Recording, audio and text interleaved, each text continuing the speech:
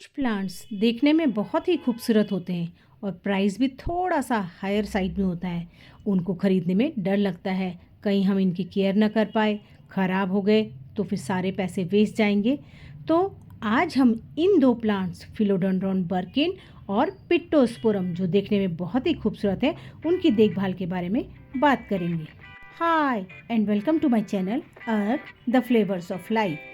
पहला प्लांट जो मैं आपको दिखाने जा रही हूँ अपने गार्डन का, वो है फिलोडेंड्रॉन बर्किन।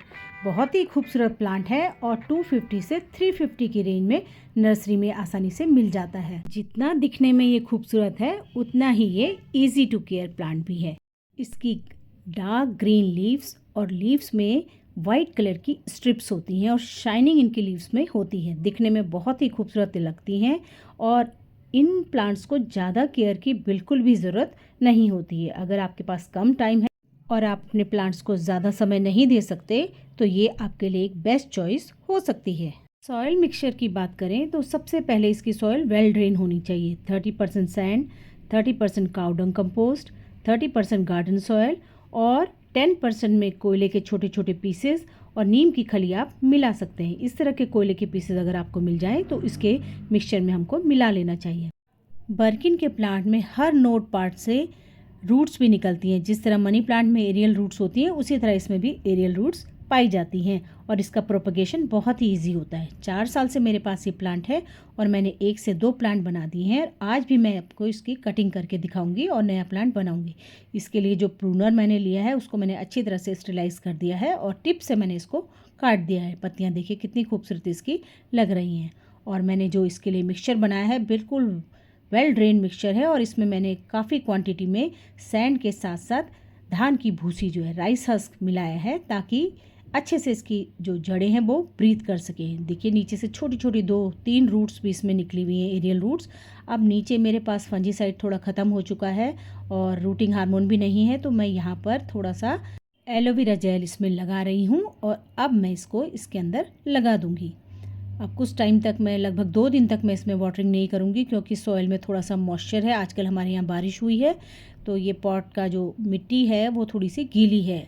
राइस हस्क हालांकि मैंने धो करके सुखा ली थी, पर फिर भी सॉइल में अभी मॉइस्चर है, तो 2 दिन बाद मैं इसको पानी दूंगी। तो इस तरह से मेरे पास लगभग 4 साल में मेरे पास 3 प्लांट हो गए हैं और अगर इसकी भी मैं कटिंग करना चाहूँ तो नया प्लांट इसमें बन सकता है। ईजी टू केयर है।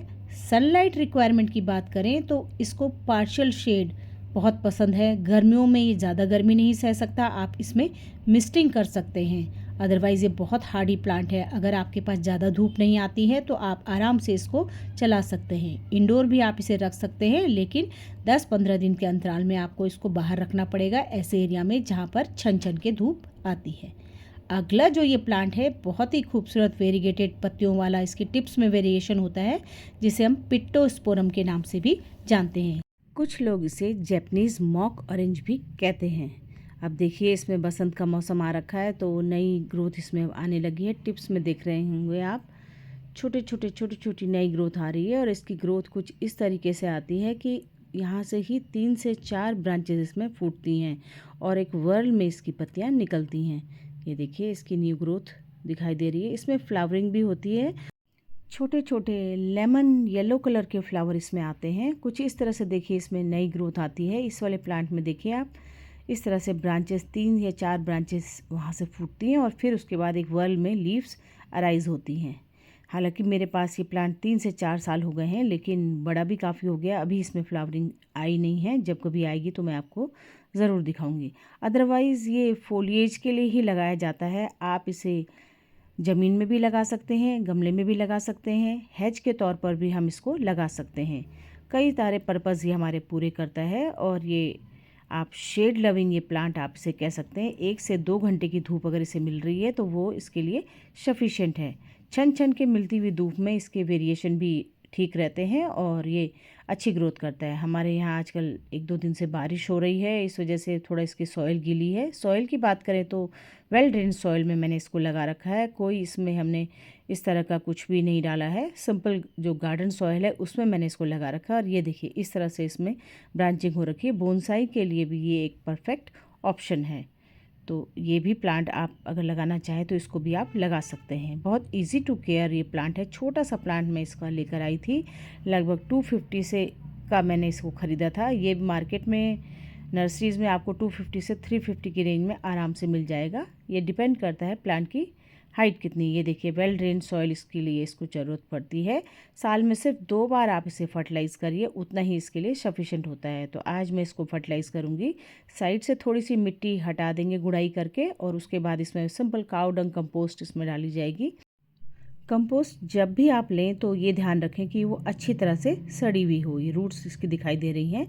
अब यहाँ पर मैं इसमें लगभग 2 से 3 मुट्ठी एक तरफ कंपोस्ट डाल करके ऊपर से फिर से दोबारा से इसको मिट्टी से ढक दूंगी, और इसी तरह से दूसरी तरफ भी मैं एक अच्छा सा बड़ा सा होल बना के गुड़ाई करके दोबारा से दूसरी तरफ भी मैं इसमें कंपोस्ट डाल दूंगी। तो 2 बार अगर हम साल में इसको फर्टिलाइज़ कर देते हैं तो इतना इसके लिए सफिशेंट है। बाकी ये कुछ ज़्यादा डिमांड नहीं करता। रही बात पेस्ट अटैक की, तो कभी कभी इसके लीफ के नीचे की सरफेस पे बरसात के मौसम में या फिर ये ग्रोइंग पीरियड में पेस्ट अटैक होने की संभावना रहती है। हालांकि मेरे पौधे में, क्योंकि मैं रेगुलर इंटरवल में करती रहती हूँ इनमें नीम का स्प्रे, तो कभी मैंने पेस्ट अटैक ऐसा देखा नहीं है। अब बात करेंगे इसके प्रोपगेशन की। तो नीचे से एक टहनी मैं इसकी थोड़ा मैच्योर सी लेकर के उसको कट कर रही हूँ। कट थोड़ा सा शार्प नहीं लगा है तो मैं एक बार फिर इसको ढंग से कट कर दूंगी, और उसके बाद इसमें मैं एलोवेरा जेल लगा दूंगी, और फिर इसको मैं एक छोटे से पॉट में लगा दूंगी। अब ये देखिए मैंने एलोवेरा की जो लीफ है उसमें थोड़ी देर इस ट्विग को रखा, और बीच में इसमें छोटा सा होल बना करके ये हटा दी मैंने इसकी ट्विग को एलोवेरा की। अब यहाँ पे मैं इसको लगा दूंगी, और साइड से जो मिट्टी है उसको अच्छी तरह से प्रेस कर देना है ताकि बीच में कोई एयर पॉकेट न रह जाए। तो इस तरीके से मैंने बर्किन की भी एक ट्विग को लगा दिया है, और पिट्टोस्पोरम की भी ट्विग लगा दी है। नीचे की पत्तियाँ मैं इसकी हटा दूंगी, तो मेरे पास दोनों के एक एक पौधा और एक्स्ट्रा हो जाएगा। ये लीव्स मैंने हटा दी हैं, और अब ये छोटे से पॉट में मैंने इसको लगा दिया है। अगर आप इसको इंडोर कभी किसी फंक्शन वगैरह में सेंटर पीस पे रख दो, टेबल की या ऑफिस टेबल टॉप में रख दीजिए, तो बहुत ही खूबसूरत ये प्लांट लगते हैं। इसको भी बर्किन की तरह ज़्यादा लाइट पसंद नहीं है। छन छन के अगर सनलाइट मिलती है और पेड़ों के नीचे अगर आपने इसको रखा है तो उसके लिए ये बेस्ट एटमॉस्फेयर होगा। वाटरिंग रिक्वायरमेंट की बात करें तो वाटरिंग हमें इन पे तभी देनी है जब टॉप लेयर अच्छी तरह से सूख जाए। आशा है इन दोनों प्लांट्स के बारे में हल्की फुल्की जानकारी आपको अच्छी लगी होगी, और आप भी इन पौधों को लगाकर अपने गार्डन की खूबसूरती बढ़ाएंगे। Thanks for watching.